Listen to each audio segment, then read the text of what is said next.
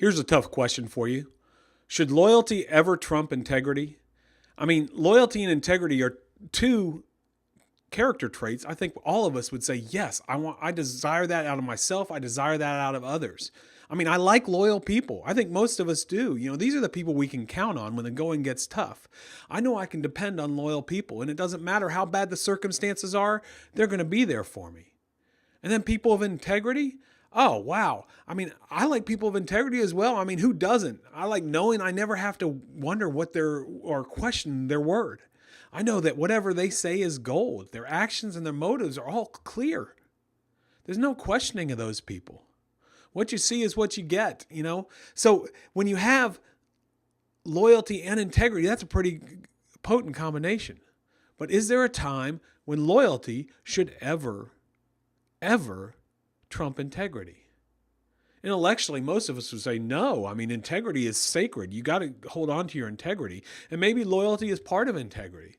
But let's look at some situations when loyalty has overridden integrity. I mean, there's sometimes people are loyal to individuals. In history, there's some great examples of that. I mean, let's look at Nazi Germany in the 30s and 40s. There were some previously honorable German citizens who, out of loyalty to Hitler, to a person, allowed him to slaughter millions, him and his henchmen, to slaughter millions. And then you have the example of Watergate. You have Charles Colson and the people who were involved in the Watergate scandal and the cover-up that ensued back in the 1972 election. Who were they loyal to? They let their loyalty to President Richard Nixon, override what they knew was the right thing to do. And then you got the examples of some of the crazier examples, like of David Koresh and Jim Jones. And these people were loyal to these men who abused others and eventually led them to their deaths. I mean, these are all examples of when loyalty trumped integrity. Loyalty to an individual trumped integrity. And then you have loyalty to institutions. I mean, politicians are a great example of that. You have politicians who will say half-truths and have attack ads and everything, all for the sake of getting somebody elected to the legislature and controlling the legislature. And then you have Penn State, which I talk about often. Unfortunately, it's an incredible example of what not to do and when integrity gets trumped by loyalty. Loyalty to an athletic department. The people in the athletic department, their loyalty to the athletic department caused them to hide facts about an assistant coach abusing children.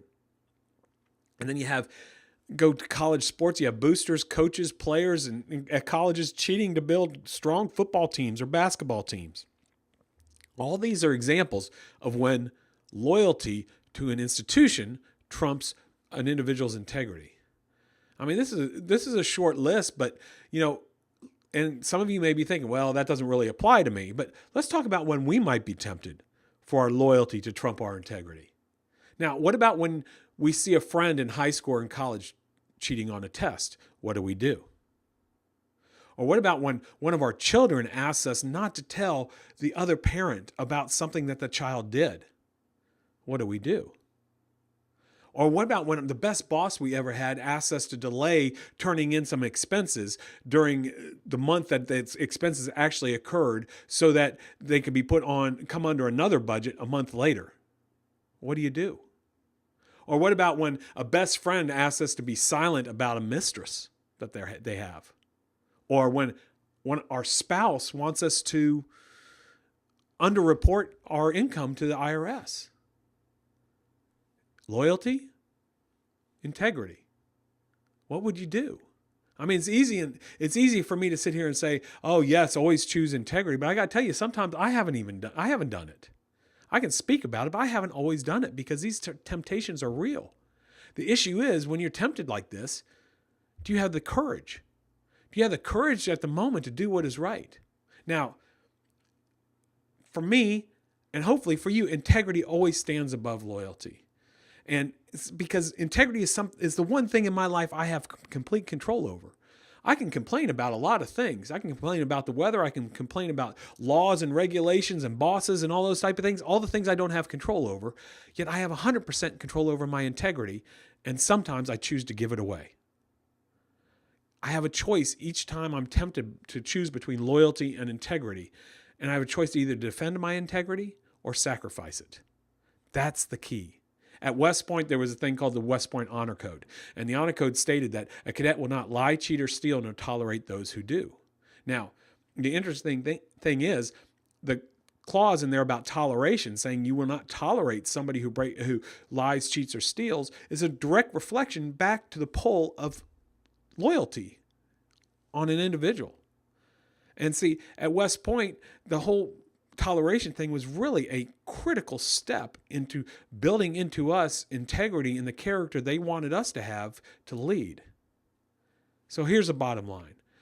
Not every West Pointer that came out of that great institution, the institution I'm proud to be from, really was able to overcome the temptation between loyalty and integrity. Some of you might be thinking of some instances just in the last few years where you know that that's been the case.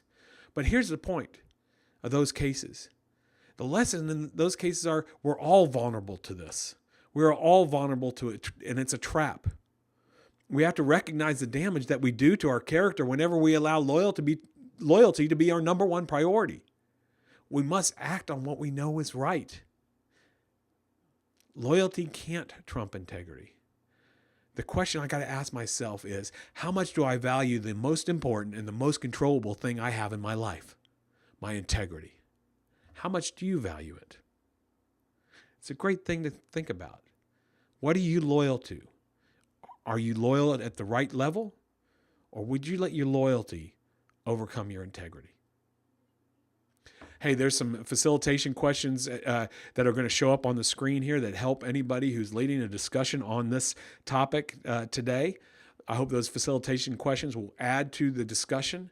And really, think about this for yourselves and as a team. Would you let loyalty trump integrity? And how can that be dangerous for us? I hope you guys have a great discussion.